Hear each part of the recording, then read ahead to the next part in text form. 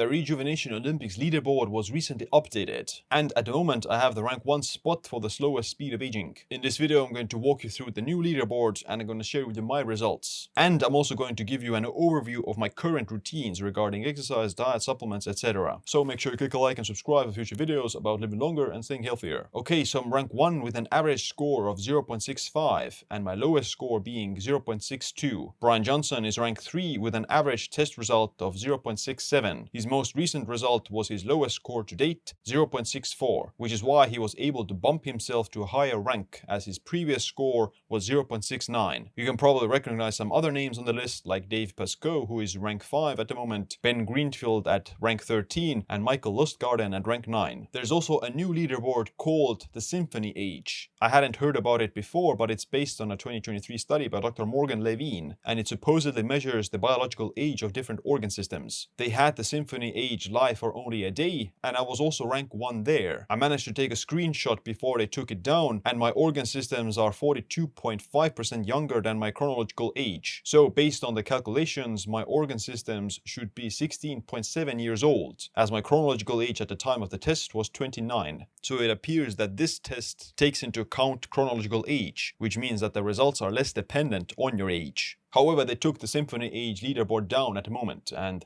they're probably updating it. Maybe they're putting Brian Johnson on the list or something else like that. We'll see what the new update brings. Now, although I am rank 1 on pretty much both of the leaderboards, I am somewhat disappointed with how the entire leaderboard has been structured. You might know that I got this result already back in November last year, but the website was updated only now, which is about 10 months later. I haven't done a test since last October, and the same applies to other people like Dave Pascoe, who I think hasn't done the test in over a year as well. Brian Johnson has a fairly recent test, as I think he got the result of 0.64 a few weeks ago, after which they updated the list. So far the frequency of updating the list hasn't been that well organized, and it feels kind of strange. I definitely don't recommend regular people to start doing this test because the test costs quite a lot. It's $230 for the speed of aging test, and the company providing these tests sells a Rejuvenation Olympics bundle with 3 tests needed to be verified for the leaderboard. It costs $795. So to get to the leaderboard, you need to do 3 tests, and that's going to cost you $800. So I think most people,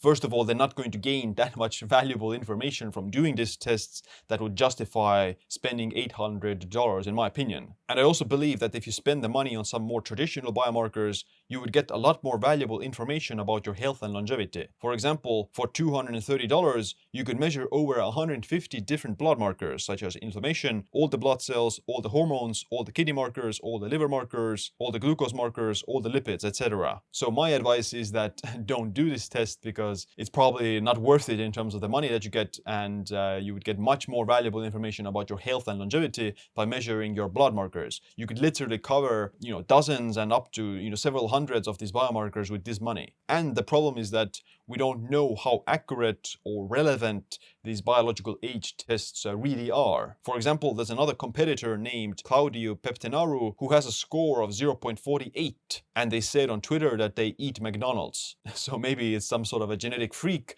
who's able to slow down his speed of aging by eating McDonald's, or the test could be somewhat misleading, or it measures something else, or we don't necessarily know what the numbers mean. That could also be like a big possibility. So for most regular people, I wouldn't recommend doing the test. I haven't decided if I am going to do another test. Probably not, but we'll see. But regardless, in the rest of this video, I'm going to give you a small overview of my current routine. I've made several videos focusing on the specifics such as sleep, diet, workout routine, etc. So if you want to learn everything in detail, then check out those videos. The links are in the description. I wake up around 6 a.m. and the first thing I do is I take my dog out for a walk. This is great for getting bright light exposure, which is important for starting the circadian rhythm. Then I have a cup of coffee or tea and start working on my computer. I work for about 3 to 4 hours, and sometimes I walk on my treadmill while doing that. I aim for about 10 to 12,000 steps per day. At 11 a.m. I break my fast with a protein shake that consists of 30 grams of whey protein, 10 grams of collagen, and some dark chocolate. I fast usually for 16 hours before this, and the reason I have the protein is because it's better for body composition, exercise performance, and time management. I usually just eat at 5 p.m. and fast the rest of the day. After the protein shake, I do some more work, but at 1 to 2 p.m. I exercise. My current workout plan is resistance training 3 times per week for 45 minutes, zone 2 cardio twice a week for 60 minutes, HIIT cardio once a week for 30 minutes, and I leave one day for rest or active recovery where I go for a long walk or a hike. Then after the workout, I have a sauna, or I use the infrared sauna blanket if I don't have the time to heat up the regular sauna. I take the sauna or use the blanket 4 times a week for 20 to 30 minutes. I have dinner at 5 p.m. which consists of some protein such as fish, eggs, meat, beans, cottage cheese, a lot of vegetables and tubers like broccoli, cauliflower, carrots, beetroot, tomatoes, and my main carb source is usually potatoes, whether that be white or sweet potatoes. My estimated calorie intake is around 2200 to 2500 depending on if I work out or not. Out of that, 20 to 25% is protein, as I aim for 120 to 140 grams of protein per day. 35% is fat, which I get primarily from fish, eggs, and olive oil, and the rest comes from carbs. After dinner, I spend time with my wife and try to relax. We might go for another walk with the dog or watch something else. I go to bed at 10 p.m. and I start reducing the intensity of light about 1 hour before bed. What about supplements? I've cut down on a lot of the supplements at the moment, and I take only the supplements I think actually have solid human evidence. I don't like taking theoretical supplements based on animal studies, and I take only the ones I believe have strong evidence. The supplements I'm taking every day are glycine, trimethylglycine, astaxanthin, collagen, omega-3s, and hyaluronic acid. That's it, and that's not very complex or difficult. It just requires consistency and trying to also improve your body composition and improve your results. I think the biggest gains for your longevity will come from being in better shape, exercising regularly, sleeping enough, keeping stress low, and eating a relatively clean diet. But you don't need to even be 100% perfect with that, as the blood markers are more important. If you want to learn more about the science of longevity and how to slow down aging and add healthy years to your life, then you can pre-order my new book, The Longevity Leap. It's based on over 8,000 studies, meta-analyses, and scientific articles. You can pre-order via the link in the description, and you'll get the book in September 2024. Other than that, thanks for watching this video. Make sure you click a like and subscribe for future videos about living longer and staying healthier. Thanks for watching this video. My name is Siim. Stay optimized, stay empowered.